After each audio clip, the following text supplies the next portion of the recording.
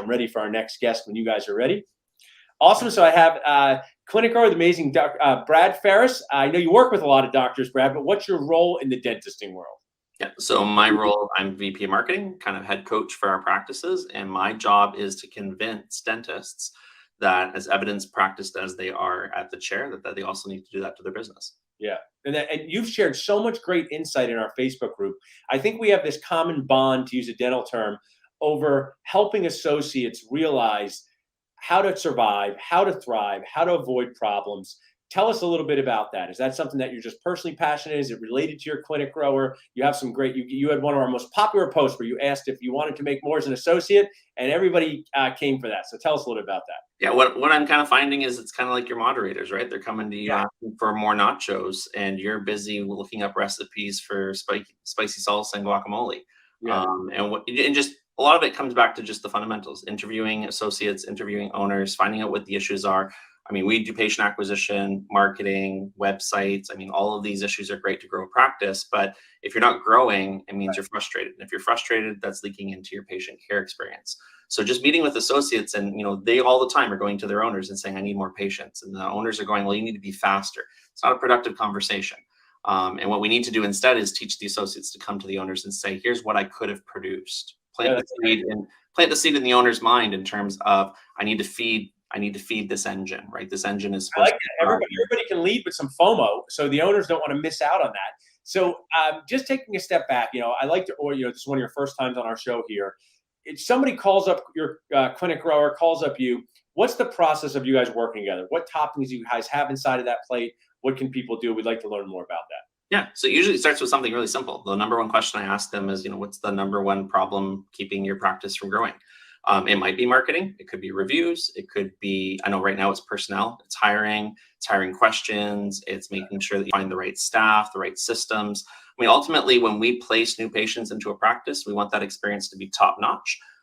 Most owners are really, really smart enough to know what's holding them back. And if we can address that simultaneously as bringing in new patients, fantastic. But bringing in new patients alone isn't just going to necessarily convert into more money in the practice. There's lots of other things. So I spend a truckload of time teaching on how to run huddles, how to do handoffs, especially between associates, new patients, and obviously they love their owners. But you can't be everywhere all the time. So you kind of need a team around you.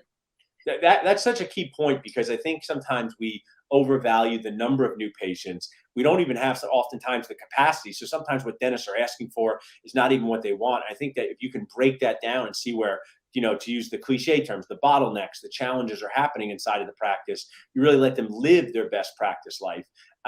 If someone was to text and grow to 215-543-6454, are they going to meet with you on someone on your team? Are they going to fill out a questionnaire?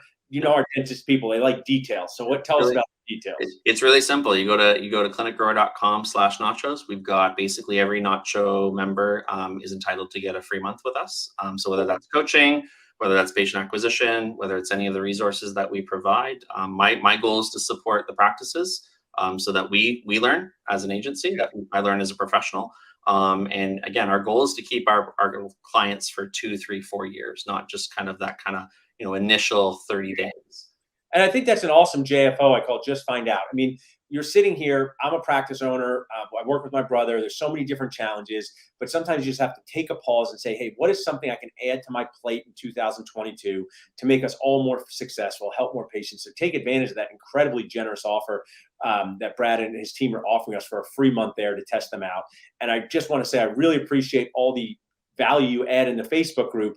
What was some of that? I mean, I don't want to reveal all of your secrets, but the one post you made where everyone was saying, I want the $100,000, how to make extra. Can you give us one secret from inside of the thing they're going to get there? Yeah. So what that kind of came from was most associates want to make at least $3,000 a day because their percentages are kind of close to that in terms of around $1,000 a day.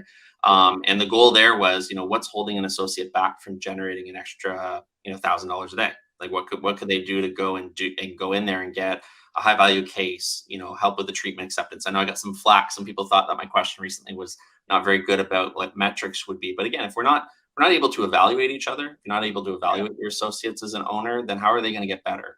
So making sure that we're mentoring, making sure that we're, like you said, give them your best assistant, give them the resources to be successful.